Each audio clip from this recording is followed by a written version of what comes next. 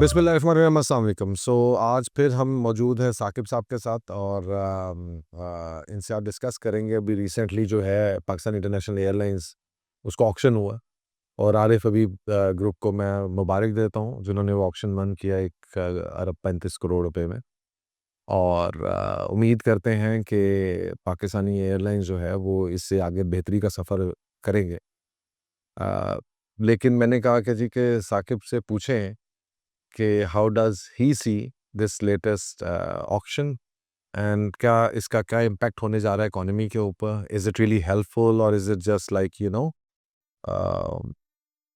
जो है वो अपना हम अपना सिर्फ झाड़-झंकार साफ कर रहे हैं, इससे हमें कोई फ़ायदा होगा इकोनॉमी को, पाकिस्तान को, एयरलाइंस को, या बस ये भी प्राइवेट कंपनी है वो अपना पैसा कमाएगी और बाहर निकल जाएगी और एन्जॉय करेगी और आपको मुझे ज़िंदगी में कोई फ़र्क नहीं पड़ने वाला। तो साकिब आपकी क्या राय है इसके बारे में? बिस्मिल्लाहिर्रहमानिर्रहीम। कैप्टन साहब शुक्रिया। एक दफ़ा फिर आपसे मुलाकात हो रही है। ये बहुत अच्छा कदम है पाकिस्तान के लिए। मुल्क में जैसे हमने पिछली दफ़ा डिस्कस किया कि कारोबार जो है वो रुके हुए हैं। फ़ज़ा जो है वो साज़गार नहीं है। बुनियादी मसला उसका आईएमएफ है और ये प्राइवेटाइजेशन भी आईएमएफ से हमने कहा कि हम करेंगे। तो ये प्राइवेटाइजेशन तो 97 से या 90 से पेंडिंग चली आ रही, 2008 से और ज़्यादा, और 2014-15 से भी हम इसे कोशिश कर रहे थे। अम, बहुत अच्छा हुआ है। ख़दशात थे लोगों के कि किसी गैर मुल्की एयरलाइन को ना दिया दिया जाए, जिस तरह गल्फ़ एयरलाइंस थी, कल को पाकिस्तान का झंडा उतार दें या लोगो उतार दें। अम, पाकिस्तान गवर्नमेंट ने जो शॉर्ट लिस्ट लोग किए प्रोसेस के बाद, उसमें पाकिस्तानी कंपनीज थी। एक मतलब एक आपको फ़ील होता है कि इसमें फ़ॉरेन इन्वेस्टमेंट नहीं है। हाँ, अम, पाकिस्तान लोकल, हाँ। इसमें लोकल इन्वेस्टमेंट है, बाहर से इंटरेस्ट नहीं, क्योंकि हमारा फ़ोकस फ़ॉरेन इन्वेस्टमेंट पे है पाकिस्तान में। तो पीआईए जो ख़रीदी गई है, इससे ये बेहतर होगा। ग्रुप भी स्ट्रॉन्ग है, आरिफ हबीब ग्रुप एक अच्छे ग्रुप है। अब उन्हें फ़ौजी ने भी, फाउंडेशन ने भी जॉइन कर ली है, या फ़ौजी फर्टिलाइज़र ने ग़ालिबन 30% या 25% रिमेनिंग वो लेंगे। तो कल को कॉल्स फॉर इक्विटी होती है तो पैसे ये लोग डाल सकते हैं, इनके पास पैसे हैं। और एयरलाइन बिज़नेस जो है ये बड़ा महंगा बिज़नेस है और ये एक पैशन का बिज़नेस है। तो ये हर बिज़नेस की तरह नहीं है। साकिब देखें, बड़ा ना मार्केट के अंदर इस वक़्त अनफॉर्चुनेट हकीकत हमारी ये है कि हम जिस साइड पे होते हैं ना, हम उसके ऑपोज़िट साइड का अगर इक़दाम सही भी है ना, हमारा ज़रूर लाज़िम है कि हम उसके बाद तनकीद करें। वो लाज़िम है, हम तो देखेंगे वाला साहब जो है ना कि लाज़िम है हम भी उस पे तनकीद करें, चाहे वो सही स्टेप भी है। देखें, आई कैन अंडरस्टैंड कि यानी मैं आपसे कुछ चीज़ों पे डिसएग्री कर सकता हूँ, बट कुछ ऐसी चीज़ें हैं जो आपके स्टेप्स भी ठीक होंगे, जो मेरे स्टेप्स ठीक होंगे और हमें ये इन जनरल जो हमारा मामला चल रहे हैं हमारे मुल्क के अंदर, हम क्या करते हैं, तनकीद बराए तनकीद, राइट? तो अब ये तनकीद बराए तनकीद की बात, और मैं इसमें उन जो भी सारी जो तनकीद कर रहे हैं, मैं उनको स्पेशली टारगेट करना चाह रहा हूँ। मैं बताना चाह रहा हूँ कि ये नफ़ी गंदा प्रोपेगेंडा जो है ना, वो किसी के काम का नहीं है। ये घटिया तरीक़ेकार है, घटिया वारदातें हैं। और पढ़ा-लिखा इंसान होने के नाते अगर मैं जिस भी पार्टी से मेरा ताल्लुक है, अगर वो भी इस तरह की गंदी तनकीद करेगी तो मैं उसका हिस्सा नहीं बनूँगा। मैं आपसे उसकी कुछ वज़ाहत चाहता हूँ। एक इसके अंदर एक होल्डिंग कंपनी बनी और एक जो है इन्होंने पीआईए का एक दूसरी कंपनी बनाई। अब होल्डिंग कंपनी के अंदर क्या-क्या एसेट्स हैं, उसकी क्या लायबिलिटीज़ हैं, right? This is what people are saying, right? कि जो कंपनी के अंदर जो होल्डिंग कंपनी है, जो उसके जितनी भी इसकी मेरे ख़्याल है लायबिलिटीज़ थी, वो सारी उस होल्डिंग कंपनी को ट्रांसफ़र होगी। इवन जो होटल्स और वो भी चीज़ें थी, वो भी होल्डिंग कंपनी की तरफ है मेरा ख़्याल है।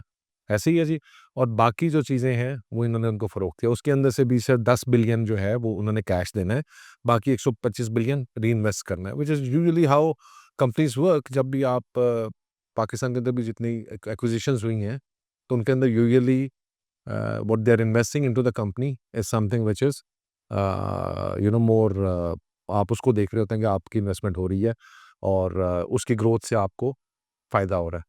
तो इसको थोड़ा-सा समझाएँगे ये how this acquisition has happened and what does it translate in economic terms? 2-3 चीज़ें आपको समझनी पड़ेंगी। एक तो मेरा इंटरेस्ट था पीआईए को टेक ओवर करने में 2013-14 में। ठीक है। मैंने इस पे काम किया। मैं इससे पहले यूके में काम करता रहा हूँ, तो मैंने 50 से ज़्यादा जो प्राइवेट जेट्स हैं, गल्फ स्ट्रीम और ग्लोबल एक्सप्रेस, ये मैंने अपने क्लाइंट्स के लिए सोर्स किए हुए हैं और इनको हमारी कंपनी मैनेज भी करती थी वहाँ पे। तो मुझे पता है कि एयरपोर्ट किस तरह चलता है और जहाज़ किस तरह लेते हैं, ये स्ट्रक्चर कैसे चलता है। बिल्कुल ठीक है। ठीक है। पाकिस्तान, आपको थोड़ा-सा ना इस चीज़ को समझने की ज़रूरत है। ग़ालिबन मेरा ख़्याल है 26% गवर्नमेंट बेच रही थी पीआईए का। आज से काफ़ी साल पहले यही गुफ्तगू चलती थी। मैंने उसमें देखा 26% कितने पैसे बनते हैं।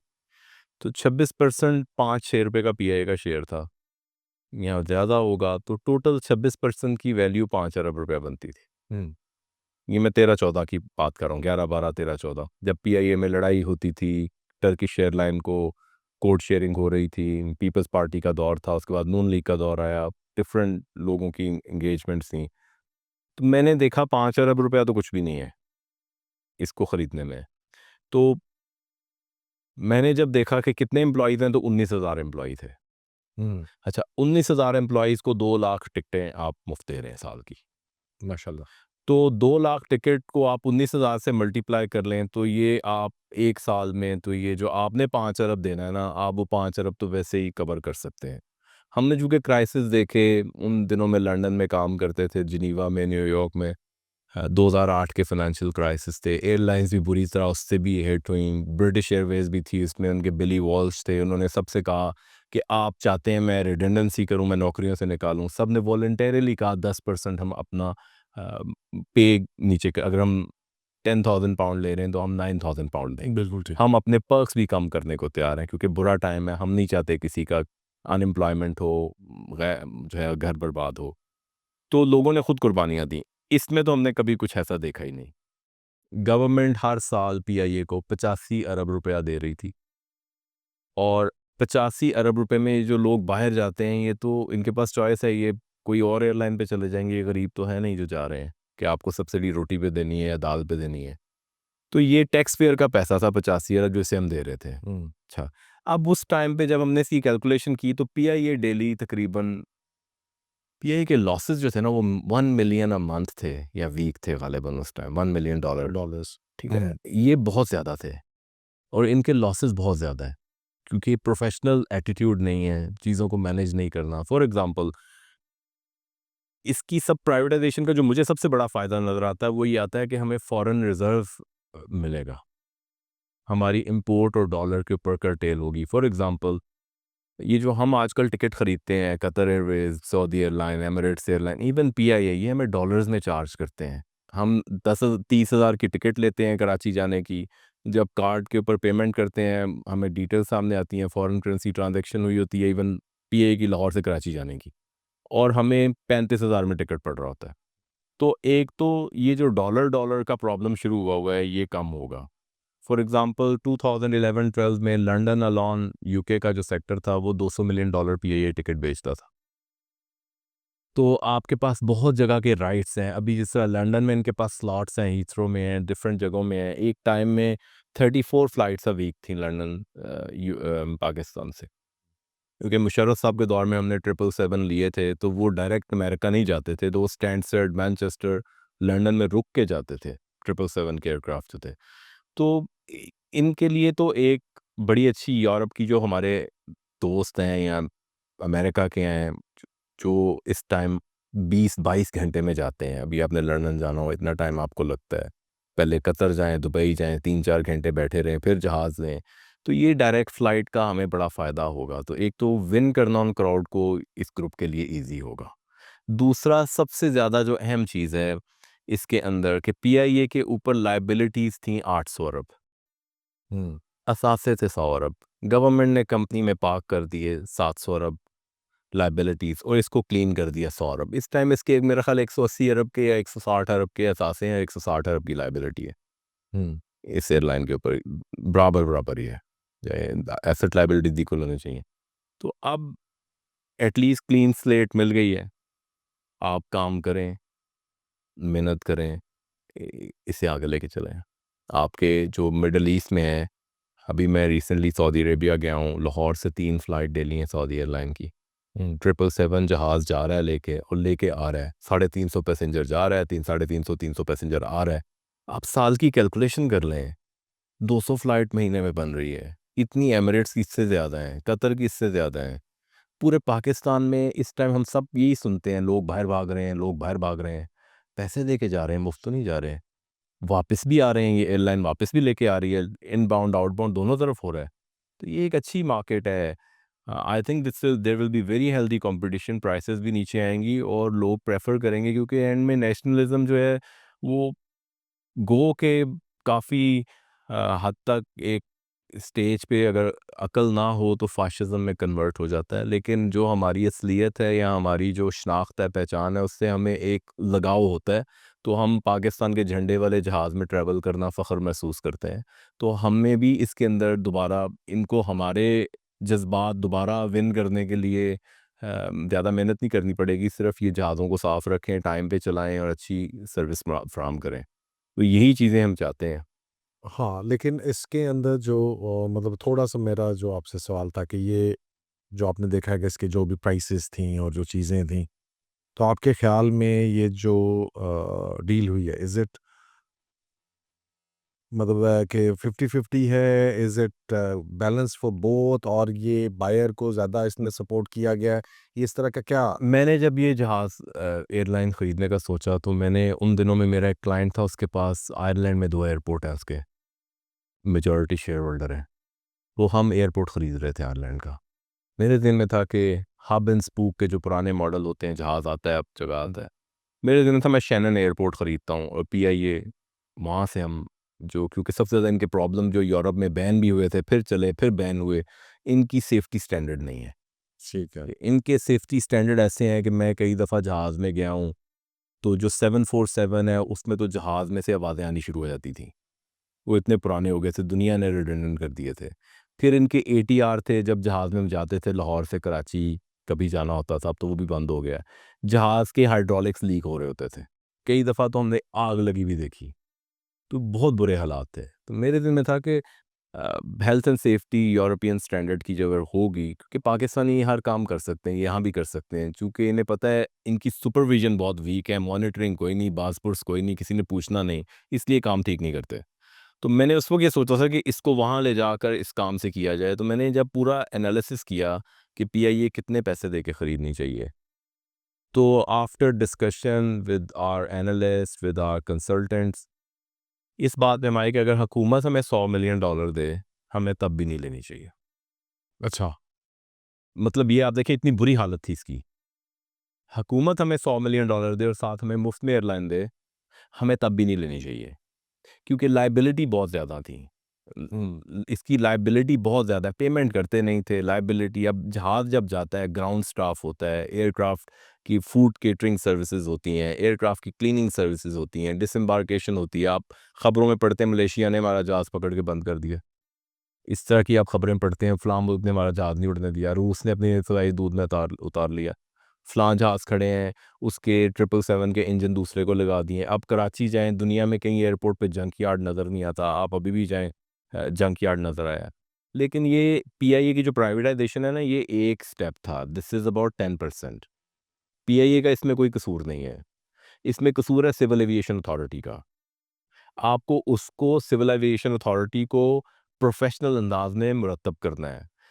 हो नहीं सकता, आप रेगुलेटर भी हों और आप उसके साथ कहें जी कि मैंने कारोबार भी करना है। सिविल एविएशन ठेकेदारी कर रही है। वो कहती है हमने सीटें भी जहाज़ों जो एयरपोर्ट पे हमने सही करनी है, टेंडर भी हमने करना है। तो आप कैसे रेगुलेटर हो सकते हैं? फिर वो खुद ही उसको जिसके रेगुलेटर हैं, जिसको रेगुलेट उसके अंदर खुद भी बैठे हुए हैं। तो सबसे पहले अब गवर्नमेंट को आगे चाहिए कि ये एक दुरुस्त कदम उठाया है, आप सिविल एविएशन में प्रोफ़ेशनल लोगों को एंगेज करें। यूएई में सिविल एविएशन जो है अभी भी आपके सामने है कि गोरा लगाया हुआ है उन्होंने, अरबी नहीं लगाया हुआ। दूसरी एयर ट्रैफिक कंट्रोल टावर देख लें, प्रोफेशनलिज्म की इंतहा है। हमारा जो कराची में पीआईए का जहाज़ गिरा है, उसमें क्या हुआ है कि 2 जो पायलट थे वो बहुत लापरवाह थे। एयर ट्रैफिक कंट्रोल टावर जो है, जिसकी ड्यूटी होती है कि वो बाइनोकुलर उठाता है और स्ट्रिप उठाता है, देखता है जहाज़ का लैंडर गियर नीचे है, फिर से नीचे रखता है स्ट्रिप, सारे काम करता है। कोई प्रोसीजर फ़ॉलो नहीं किया। वो जो नीचे बैठा वो कह रहा है, are you doing belly landing? वो जहाज़ ऊपर ले गया है, जहाज़ रगड़ें खा रहा है रनवे के ऊपर। इतने लोग जान से चले गए। तो सिविल एविएशन अथॉरिटी जो है ना, अब पाकिस्तान को चाहिए कि इसे भी आउटसोर्स करे।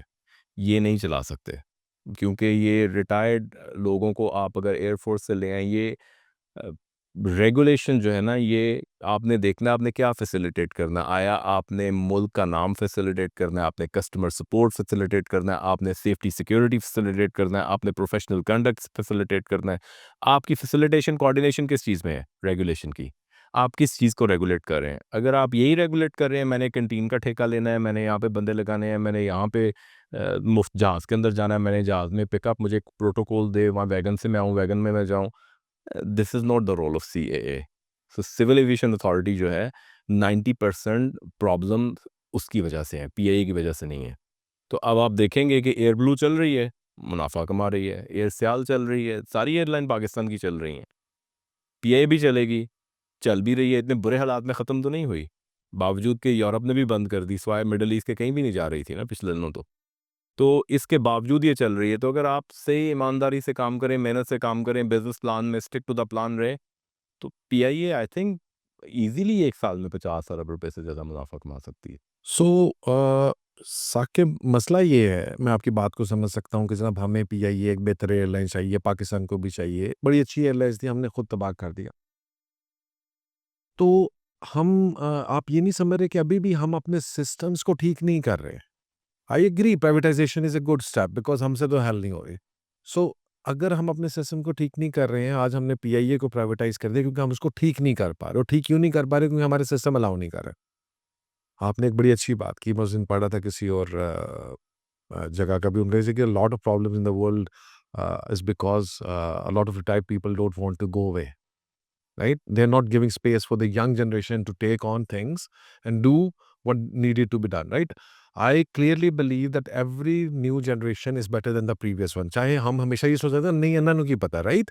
But if you look at the history of this world, you will realize that every new generation has actually added more than the previous generation. आप इतने 100 साल के अंदर देख लें, अब वो उस वक़्त जो बाबा था 1800-1900 वाला, वो कहता होगा यार बच्चे को नहीं पता, right? But those are the people who invented computer. आज की हम बात करें जिन बच्चों को हम कह रहे हैं जनरेशन ज़ी को, वो they are the ones who are leading artificial intelligence. तो हमें ये रियलाइज़ेशन ही नहीं है कि हमने इस यंग जनरेशन को आगे लाना है और हमने बाबों को निकालना है बाहर से। ये आपका भी कई दफ़ा मैं ये अब ये आपकी बात बड़ी हद तक दुरुस्त है, लेकिन इसमें एक चीज़ देखें, विज़डम, एक्सपीरियंस, ये काफ़ी चीज़ें, हेरिटेज, काफ़ी चीज़ें होती हैं। आपको अपने जो आबाव-अजदाद हैं, आपकी हेरिटेज है, आपको उनका अदब, रिस्पेक्ट करना चाहिए। और उन्हें भी चाहिए कि जो मैं आर्टिकल भी लिखे, इसके ऊपर बात भी हुई कि सक्सेशन क्या होती है, पावर ट्रांसफ़र क्या होती है, कंट्रोल क्या होता है, इसको सरेंडर नहीं समझना चाहिए। इसे समझना चाहिए आने वाली जनरेशन अच्छी तरह काम कर सके। फॉर एग्ज़ाम्पल एप्पल के अंदर लीडरशिप उन्होंने जब बनाई इसके अंदर, तो लीडरशिप इस तरह थी कि जब स्टीव जॉब मर गया तो एप्पल नहीं मरा, ऐसे ही, ठीक है। अब सैमसंग में जब उनकी फैमिली आई तो आज तक वो लिटिगेशंस में जा रहे हैं। वो कंपनी इस तरह फ्लरिश नहीं कर सकी, सक्सेशन क्राइसिस उसमें ज़्यादा थे। फिर आप होंडा में देख लें, टोयोटा में देख लें, आराम से सक्सेशन क्राइसिस कभी सक्सेशन क्राइसिस नहीं आया। आप काउंटलेस एग्जांपल्स हैं। आप फॉर एग्जांपल टाटा को देख लें कि सक्सेशन क्राइसिस अभी आया तो रतन जो टाटा थे, उनकी जो एम्पायर थी, वो भी फौत हुए हैं, तो 400 अरब डॉलर, 350 अरब डॉलर से ज़्यादा है। तो अब वहाँ मिस्त्री टाटा जो हैं, वो और टाटा फाउंडेशन में प्रॉब्लम चल रही है, तो काफ़ी लोग डिस्टर्ब हो रहे हैं। मुकेश अंबानी ने अच्छी टाइमली ट्रांज़िशन की अपने बच्चों में सक्सेशन की। सो दुनिया में हमारे चूँकि प्रॉब्लम ये है पॉलिटिक्स में, फैमिलीज़ में, बिज़नेसेस में भी हम कंट्रोल नहीं छोड़ना चाहते हैं, हम इसे सरेंडर समझते हैं। तो सबसे पहले तो एक बात ये है कि ये जो पीआईए इन्होंने की है प्राइवेटाइज़, इसमें कंट्रोल की बात नहीं है। मेरा मौक़िफ़ हमेशा से ये है कि रियासत का कोई काम नहीं कारोबार करना।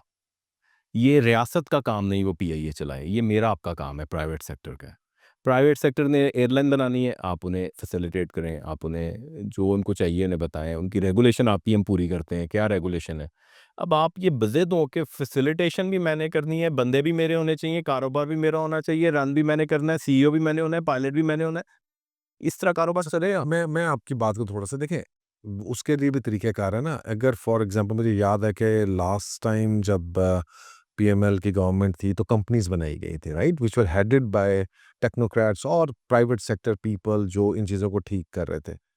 And I don't know, I mean I really felt कि एटलीस्ट वो लोग ऊपर बैठे हैं जिनके पास कुछ है। अनफॉर्च्यूनेटली देखिए, मैं आपसे बार-बार ये बात करता हूँ कि हमारे मुल्क का मसला ये है कि हम इस मुल्क में उन लोगों को बहुत बेहतर समझ लेते हैं जो एक्चुअली उनके पास कोई ना एक्सपीरियंस है चीज़ों का, राइट? ना उनके पास उसके अलावा, मतलब फॉर एग्ज़ाम्पल आप इसको उस अंदाज़ में कि हमारे पास जो अनफॉर्च्यूनेटली एफए पास हैं वो फ़ौज में चला जाता है मेरी तरह। इतना पढ़ा लिखा नहीं था ना मैं, अपने हकीकत बात बता रहा हूँ। मेरा भाई डॉक्टर है, बहन डॉक्टर है, मेरे वालिद साहब मुझे भी डॉक्टर बनाना चाहते थे, लेकिन एफए पास करके नंबर नहीं अच्छे आए तो मैं फ़ौज में चला गया। ठीक है जी? और मैं सबसे ज़्यादा अक्लमंद हो गया। ठीक है? उसके बाद जनाब जिसने बीए कर लिया और उसको डॉक्टर नहीं बन सका, आर्किटेक्ट नहीं बन सका, इंजीनियर नहीं बन सका, उसने सिविल सर्विसेज़ कर लिया। और फिर हमारे तीसरी लेयर आ जाती है, उसके अंदर जो मैट्रिक भी नहीं कर सका। वो पॉलिटिक्स में चला गया, वो ज़्यादा जगही वाला पॉलिटिक्स में तो सर, मुल्क को चलाने वाले अगर ये लोग हैं, नहीं सर, एक चीज़ मुझे बात बताएँ, अगर और हम ये समझ रहे हैं, मेरी बात सुने ना, हम ये समझ रहे हैं कि हमसे बेहतर कोई नहीं समझता, ये भी एक बात है। स्टेट ऑफ डिनायल में रहना। हम स्टेट ऑफ डिनायल में भी हैं और मैं भी था, अभी भी शायद हूँ, कि हमसे बेहतर और कोई नहीं जानता, ठीक है? असल में मसला ये है कि हमें ये रियलाइज़ करना है कि हमसे अगर कोई बेहतर नहीं जानता, हमसे कोई हमें हमारा जो मेन मकसद है ना, वो ये है कि जो हमसे बेहतर जानता है उसको लगा दें, उससे काम कराएँ, right? This is what Steve jobs said, right? सही, यू लेकिन यू सर नीड टू इसमें फाइंड इसमें पीपल हू आर बेटर। देखें ना, इसमें एक इशू है। फॉर एग्जांपल, आपका एक घर है, उसके अपने मामलात हैं, मेरा घर है, उसके अपने मामलात हैं, आपके अपने इंटरेस्ट हैं, प्रायोरिटीज़ है, मेरी अपनी है, मेरी आपकी अलाइन नहीं हो सकती।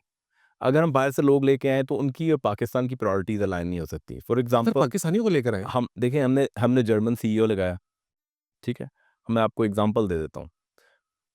पीआईए के एक जहाज़ के ऊपर इस टाइम, अब तो जब मैं इसको बहुत करीब से देख रहा था, अ, इस उस टाइम 619 लोग एक जहाज़ में हैं। हुँ, पीआईए के पास 8 जहाज़ थे और 700 पायलट थे। ठीक हो गया? और अब एक जहाज़ पड़ा हुआ था, एयरबस ए330 या ए310 पीआईए का पड़ा हुआ था, पुराना जहाज़ था, एयरबस ए300 थी समथिंग। वो इन्होंने ऑक्शन करके जर्मनी में भेज दी। अब वो जो सीईओ था वो जर्मन से हम लेके आए हुए थे। उसने वो फैसला दुरुस्त किया, क्योंकि जहाज़ उड़ भी नहीं रहा, 619 लोग उसके ऊपर लगे हुए हैं, उसके ऊपर हम साल का फॉर एग्ज़ाम्पल 70 करोड़ रुपया लगा रहे हैं, हुँ। आमदनी ज़ीरो है, तो 70 करोड़ अगर मुझे अगले साल भी इस पे लगाना है, तो मुझे तो उसे गेट रिड ऑफ कर देना। अब हमने यही काम किया ना कि हम 85 अरब रुपया, 100 अरब रुपया पीआईए पे लगा रहे हैं हर साल, तो हमने कहा हमने पीआईए पे 100 अरब नहीं लगाना। तो मैं ये तो बात आपसे करना चाहता था कि हमसे एक इशारा नहीं। लेकिन हमने एक जो है ना, एक काम खराब कर लिया इस मुल्क में। मुझे एक बहुत बड़े पुलिस ऑफिसर थे, वो मिले। उन्होंने कहा, बेटा, पॉलिटिक्स में ना आना ये बड़ा गंदा काम है। तो मैंने कहा पुलिस में आ जाऊँ। उनके सारे अफसरान खड़े थे, मैं कहा ये अच्छा काम है। देखिए, पीआईए का जो प्राइवेटाइज़ेशन है दैट इज़ कि आपने कैंसर एक ट्यूमर को बाहर निकाल दिया। बट उसका रूट कॉज़ उधर ही है sir. Our incompetency to put wrong people in charge of ये तो आपका द प्रोसेस है ना, सिस्टम डिसफंक्शनल हो गया ना। सिस्टम डिसफंक्शनल है। सो फॉर एग्ज़ाम्पल आई थिंक कि जहाँ Pakistan army is one of the best professional armies in the world if I consider in terms of defence services, intelligence services. वो तो प्रूव भी हो गया ना, इंडिया की जंग में भी जो रिसेंटली हुआ है। The limited resources we have, we should be very proud of our army. But it is not our army's job कि वो इकोनॉमी को ठीक करे। प्रॉब्लम ये है, सरकार को बिजनेस नहीं करना। सरकार का कोई काम नहीं है एयरलाइन चलाना, सरकार नहीं चला सकती।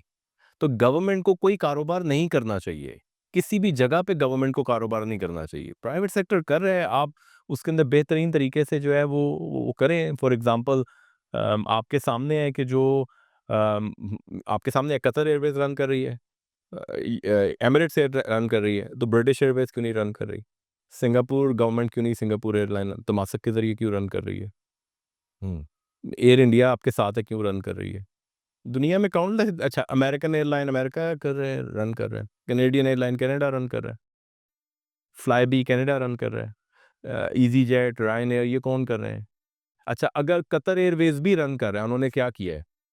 कतर एयरवेज़ ने अ, पॉलिटिकल एंगेजमेंट नहीं की और प्रोफेशनल लोग हायर किए, कहाँ से? यूके से, यूएसए से। ब्रिटिश एयरवेज़, ठीक है, नहीं वो मैं आपकी बात को फ़ॉलो कर रहा हूँ, मैं ये नहीं कह रहा हूँ। लेकिन मेरा मकसद इस वक़्त ये नहीं है, मैं अपने आप को सीख चाहे हम नहीं रन इट्स अ कर गुड सकते, हमें नहीं रन करना, हमें एयरलाइन हमें नहीं करनी। But I am trying to relate it to the government now, right? So for example I agree हमें रन नहीं करना है, लेकिन हमने उसको तबाह भी तो नहीं करना था ना। मेरी मीटिंग थी दुबई के टॉप से, नाम मैं कंपनी का नहीं लेता। वो मुझे एंगेज करना चाहते थे चीफ सस्टेनेबिलिटी ऑफिसर के लिए। मैं उनके दफ्तर में गया, तो मैंने वहाँ पे बैठा देखा तो 92 मुल्कों के शहरियों के इन्वेस्टमेंट थी। हुँ, राइट। वैसे ही। अच्छा, और 200 मुल्कों की ज़ुबानें बोली जाती हैं। हुँ, अच्छा, दुबई के अंदर दुनिया का सबसे बड़ा क्रिमिनल जो है ना वो वहाँ पे है। तीफी बट हम दुबई से लेके आए। हाँ, पता नहीं कौन-कौन से बंदे हम दुबई से लेके आए, पाकिस्तानी जो है। डॉन फलाना और छोटा और बड़ा ये वहाँ से आए। ये जो पाकिस्तानी है ना गैंगस्टर, ये कुछ भी नहीं है। जो गैंगस्टर्स रशिया के हैं, मॉब के हैं, जो यूक्रेन के हैं, जो बल्गेरिया के हैं, वो आपका सर काट के सारा दिन शॉपर में डाल के फिरते रहेंगे, उँगलियाँ लेके जाएँगे, कहेंगे इतने पैसे दो, उँगलियाँ फिर वापस करेंगे। 6 घंटे बाद आपकी उँगली दोबारा नहीं लग सकती हाथ अगर काटा जाए। वो बहुत ज़ालिम है। दुबई में कोई जुर्म करके दिखाएँ। हुँ। ये लाहौर है, वो इस्लामाबाद है, कराची है। इस्लामाबाद में कितनी ज़ुबानें बोलने वाले होंगे? 4, 5, 6, 7, 8 चाइनीज़ भी डाल लें। इधर लाहौर में कितनी ज़ुबानें हैं? सिंधी, बलोची, पंजाबी, पश्तून, ये कितनी ज़ुबानें हैं आपकी? सराइकीज़ 2, 4, 5। इसका मतलब है हमें आईजी पुलिस जो है लाहौर का और इस्लामाबाद का फ़ौरी तौर पे दुबई का आईजी लगा देना चाहिए, क्योंकि वो मसाइल बड़े अच्छी तरह से हल करते हैं। उनके मुल्क में जराइम ज़ीरो है। आप रन नहीं कर पा रहे, आपसे थाने नहीं चल रहे। मतलब सॉवरेनिटी या डिफरेंट चीज़ें इस तरह नहीं हल होती। ये आपको कैपेसिटी बिल्डिंग करनी पड़ती है। So Saqib bhai, thank you very much, and thank you for coming and educating You're most welcome. me as well as the other people about this. So guys, thank you very much as well for watching. Subscribe us, and inshallah, we'll be back again.